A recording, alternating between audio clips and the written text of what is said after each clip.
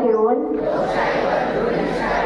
अशी प्रतिज्ञा घेतो की देशाच्या लोकशाही परंपरेचे जतन करू, मुक्त, निष्पक्ष व शांततापूर्ण निवडणुकीचा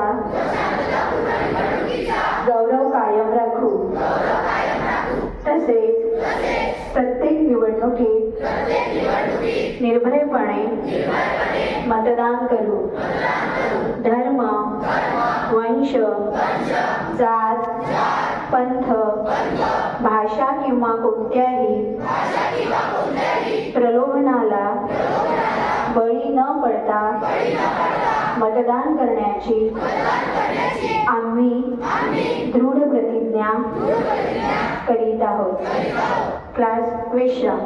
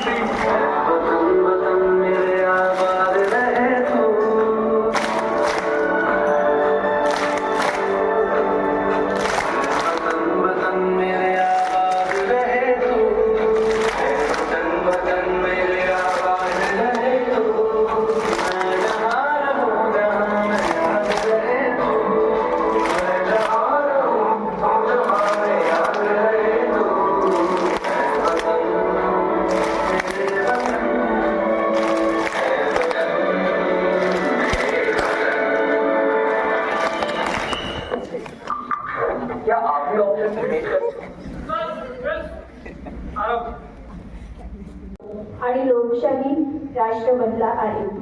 आजच्या या कार्यक्रमाला मी वर्ग 8 म्हणू शकतो. मित्रांनो, ही बाब आपल्यासाठी फार अभिमानाची आहे की आज आपण इथे प्रजासत्ताक दिन साजरा करण्याकरिता जमलेलो आहोत. आपल्या भारताच्या इतिहासामध्ये 3 तारखांना फार महत्त्व दिले आहे आणि त्या म्हणजे 15 ऑगस्ट 1947, 26 नोव्हेंबर 1949 आणि 26 जानेवारी 1950. 15 ऑगस्ट 1947 ला आपल्याला स्वातंत्र्य मिळाले आणि स्वातंत्र्याचे दिवस फडकवताना आपल्या भारताचे पहिले पंतप्रधान श्री पंडित जवाहरलाल नेहरू म्हणतात, the whole world is sleeping but the India is going to the light of freedom, the light of success, the light of republic. तिथे हे होल वर्ल्ड इज स्लीपिंग यासाठी म्हणतात कारण की आपल्या भारताला स्वातंत्र्य रात्रीचा 12 वाजता मिळाले होते. आणि 26 नोव्हेंबर 1949 ला आपले संविधान स्वीकृत झाले. 26 जानेवारीला त्याची अंमलबजावणी करण्यात आली आणि भारत हे एक सार्वभौम, समाजवादी, धर्मनिरपेक्ष आणि लोकशाही राष्ट्र बनले. सार्वभौम, समाजवादी, धर्मनिरपेक्ष आणि लोकशाही हे केवळ शब्द नाही तर आपल्या भारताचे वैशिष्ट्य आहेत.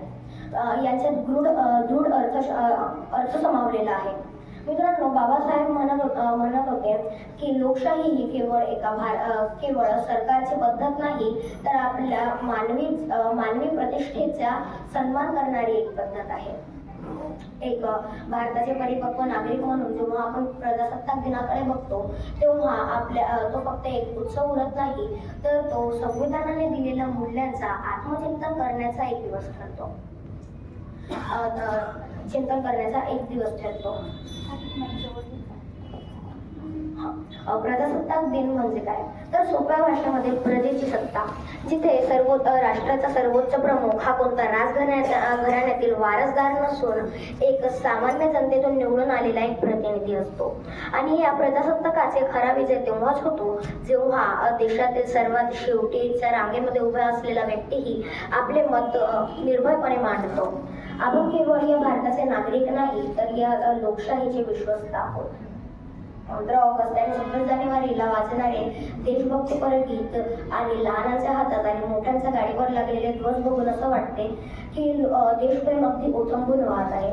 परंतु फक्त हे 2 दिवसापुरतीचे देशप्रेम फक्त 2 दिवसापुरतेच नाही, तर भारताचे एक नागरिक म्हणून आपल्या दैनंदिन जीवनात वावरतानाही असले पाहिजे असं मला वाटते. स्वातंत्र्य म्हणजे काय, तर स्वातंत्र्य म्हणजे आपल्या मनात येईल तसं वागणं नाही, तर आपल्या कर्तव्यांचा आणि आपल्या कर्तव्यांचा मान ठेवून वागणे होय. याशीच निगडीत मी तुम्हाला एक गोष्ट सांगू इच्छितो. एकदा एका जहाजावर एक व्यक्ती बसला होता. तो जिथे बसला होता तिथे तो त्या जहाजाला छिद्र पाडत होता. आजूबाजूच्या व्यक्ती त्याला विचारतात, बाबा रे तू हे काय करत आहे? तेव्हा तो म्हणते, मी माझ्या जागेवर काही करीन, तुम्ही मला म्हणणारे कोण? परंतु त्या मूर्ख माणसाला हे माहीत नव्हतं की तो आपल्या स्वतःला तर पाण्यामध्ये बुडवतच आहे, पण स्वतःसोबत तो संपूर्ण जहाजालाही बुडवत आहे. आज तसंच आपणही करत आहोत. आज आपलं स्वातंत्र्य म्हणून आपण नियम मोडतो, मग ते वाहतुकीचे असो, पर्यावरणाचे असो किंवा भ्रष्टाचार राजकारण असो.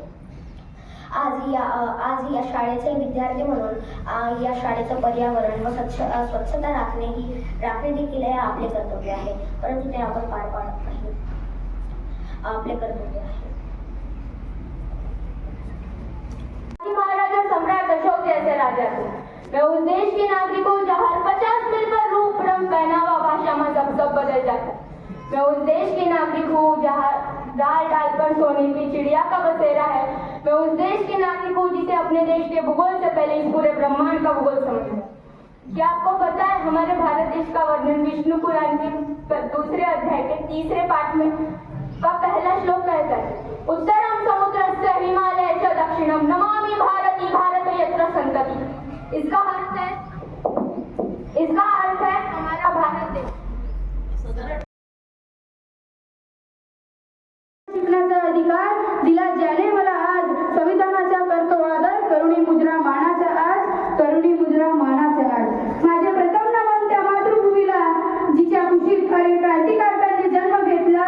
माझे दुसरे नमन त्या तिरंग्याला जो भारताच्या स्वातंत्र्यास खरं साक्षीदार आहे।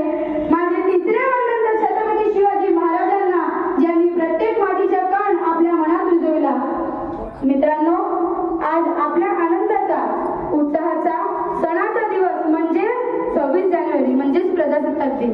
150 वर्ष राज्य करणाऱ्या जुलमी इंग्रजांच्या गुलामगिरीतून भारत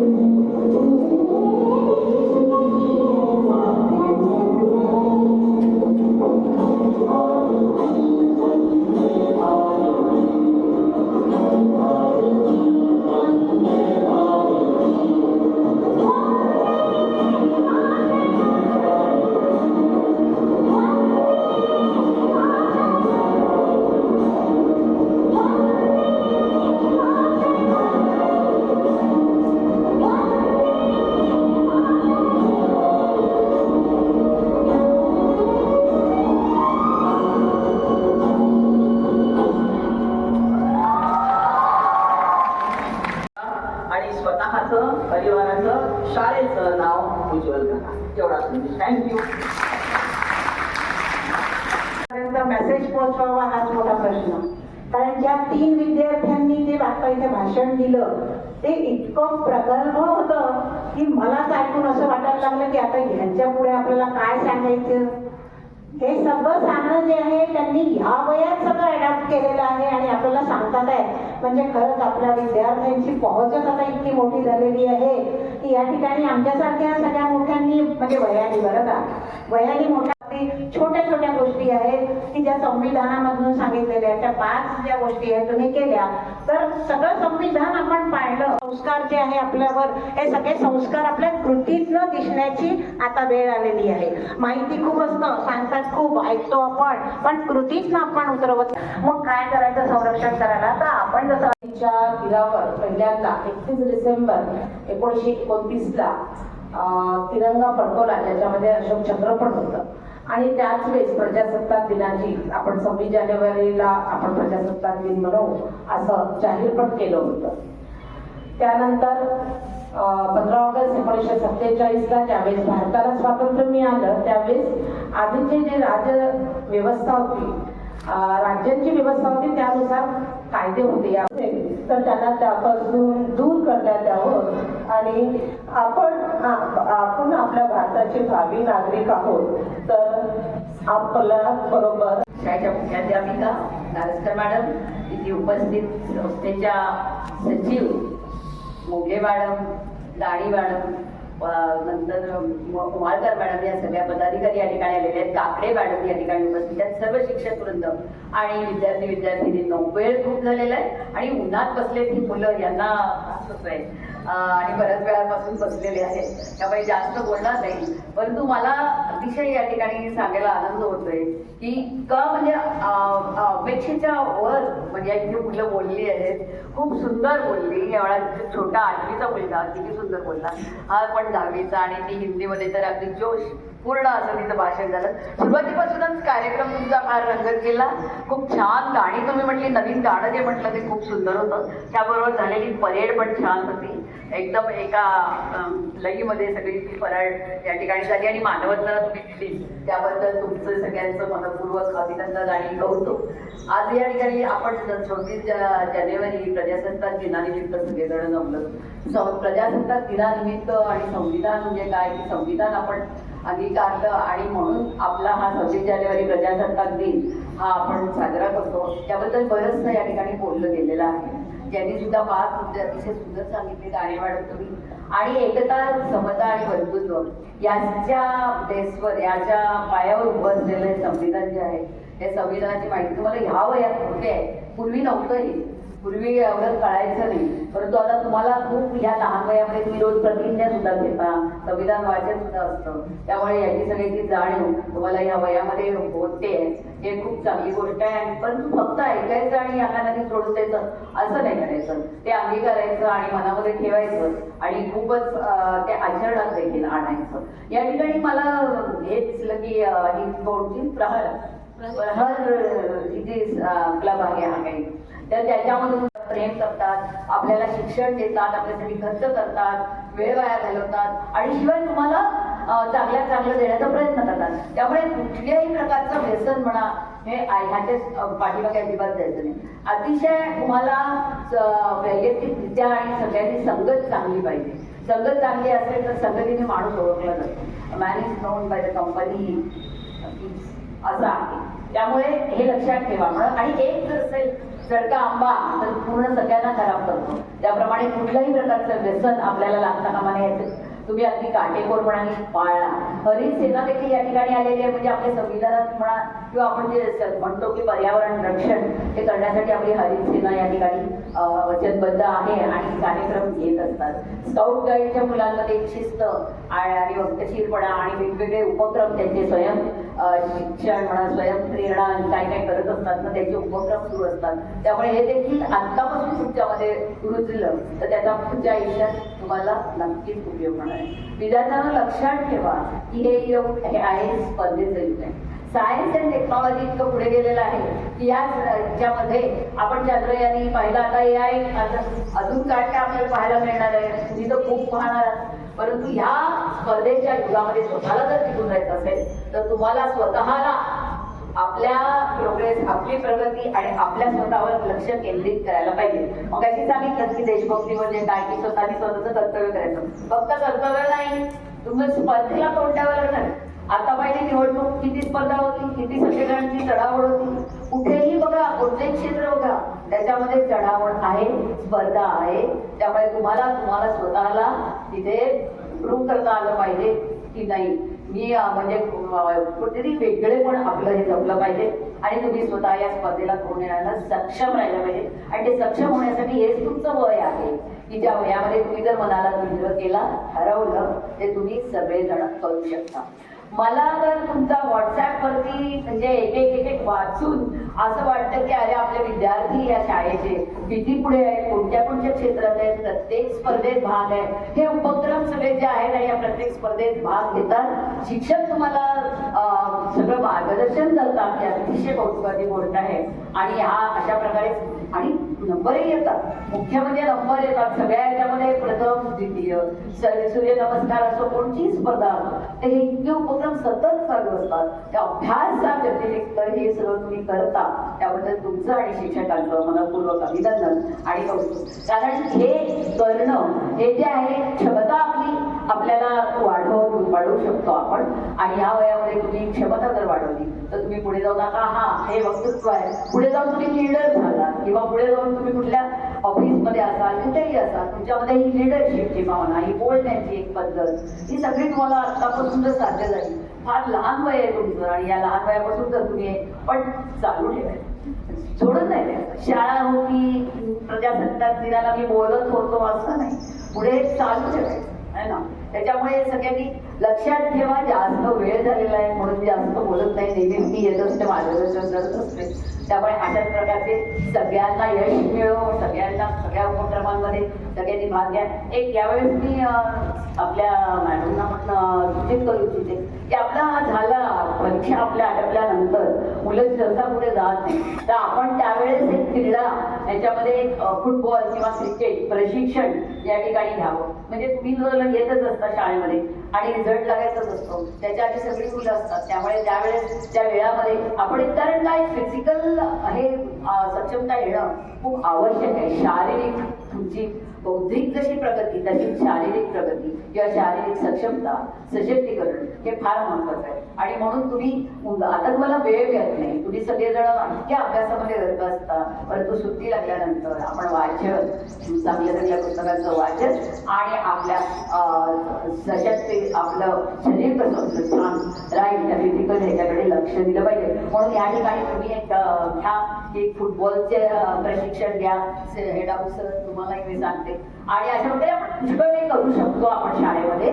आणि तुम्हाला उत्तेजन देणारे शिक्षक या ठिकाणी आहेत, आम्ही सगळेजण आहोत. तुम्हाला जे लागेल ते द्यायला आम्ही अगदी तयार आहोत. त्यामुळे एवढंच तुम्हाला या ठिकाणी सांगते. प्रजासत्ताक दिनाच्या पुन्हा एकदा शुभेच्छा देते. धन्यवाद.